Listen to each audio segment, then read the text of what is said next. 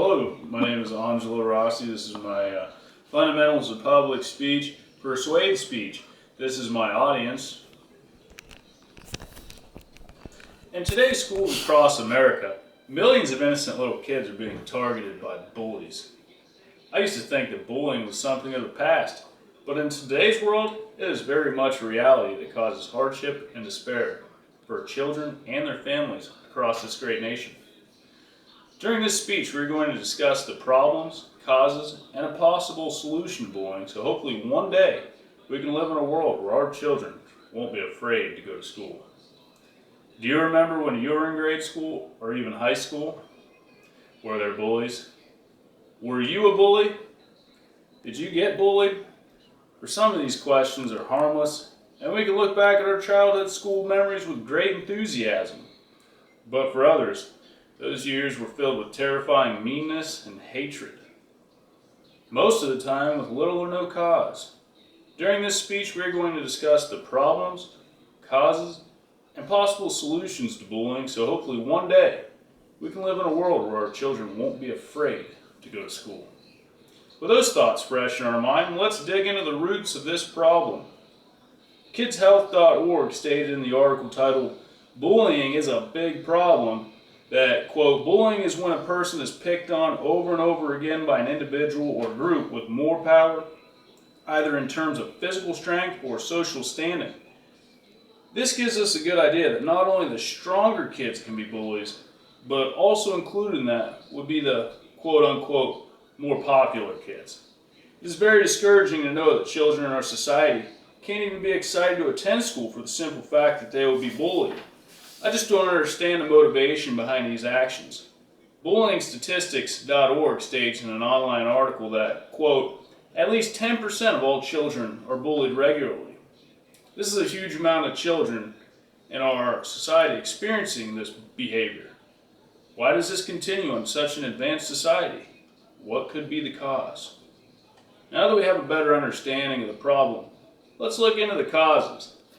We have learned that bullies can be physically stronger and more popular than those being bullied. So why bully at all? Does this make the bully feel better about themselves? EverydayLife.Global Post states in an article titled, "What Motivates a Teenager to Become a Bully?" that, quote, children and teens who suffer from behavior disorders such as attention deficit hyperactivity disorder and oppositional and defiant disorder have a difficult time controlling their impulses and emotions, which makes more likely to become bullies, end quote. The more advanced our medicine gets, the more doctors are discovering these disorders.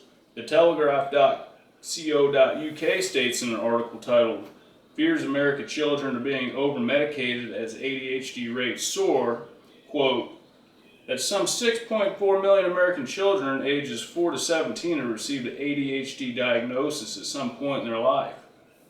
Now, I don't know exactly what that means, but that seems like an awful lot of American kids being medicated for this ADHD, and yet we still have bullying. I think the main cause comes from home. I think that some parents are not contributing in a positive way to their children and allowing them to develop this bullying behavior. Maybe they saw it on TV. Maybe that's how their parents act. I simply don't know. But I do believe this is a main cause of bullying. BullyingStatistics.org states in an article titled "Child Bullying" that, quote, it may be more difficult to spot the signs of verbal or emotional bullying, end quote. When talking about bullying, sometimes we just think about physical bullying, but in reality, there are many different types. Verbal and emotional bullying are just as prevalent in our schools as physical bullying, and a lot more difficult to see in your child than a bruise or a sore leg.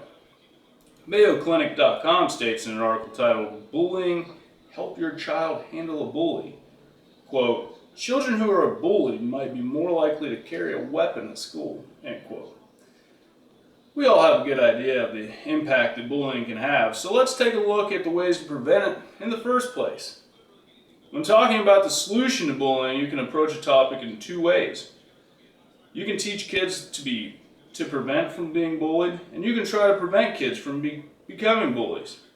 KidsPower.org states in an article titled, "Facing Bullying with Confidence," that, quote, people are less likely to be picked on if they walk, and sit with awareness, calm, respect, and confidence, end quote. It seems strange to think that even the way that a person walks can have an effect on if they're bullied or not, but it does. I think that the best way to reduce bullying is to get parents to teach their children from a young age that bullying is wrong. It is imperative that we instill in our children that this behavior will not be tolerated and that it is just plain wrong. NCPC.org states in an online article titled "What Parents Can Do" that, quote, "teach kids to solve problems without using violence and praise them when they do," end quote. This is some good advice to follow. Kids are seeing so much junk on TV that has violence and bad behavior that, short of removing the televisions from the house, that you can't keep them from seeing it. So a counteractive approach is to teach them that this behavior is wrong and that it is not meant to be used in real life. In a perfect society, I wouldn't be up here talking about kids being bullied at school, because they wouldn't be. But we don't live in a perfect society. Not even close. We want to stop bullying and keep our kids from worrying about going to school when we need to educate our children at home. Teach them about the differences between right and wrong. It's that simple.